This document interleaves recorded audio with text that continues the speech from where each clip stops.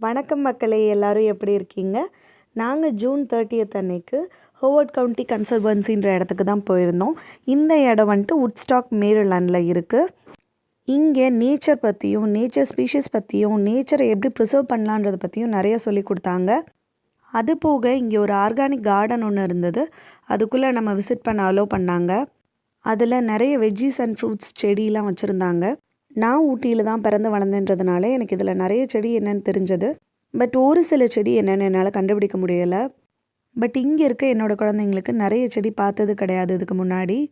So அதெல்லாம் first டைமாக அவங்க பார்க்குறப்ப ரொம்ப எக்ஸைட்டடாக இருந்தாங்க. இங்கே சன்ஃப்ளவர், செண்டுமல்லி, ஜீனியா, லில்லி, செவ்வந்தி, ஸ்ட்ராபெரி, ப்ளூபெரி, கிரேப்ஸ், புளிச்சக்கீரை, தண்டுக்கீரை, கொத்தமல்லி, புதினா, டில் லீவ்ஸ், செலரி, லெட்டஸ், தக்காளி, பீன்ஸ், பட்டாணி, பீட்ரூட், பச்சை மிளகாய், கொடமிளகாய், ஹாலப்பீனோ, zucchini இப்படி எல்லா செடியும் நாங்கள் பார்த்தோம்.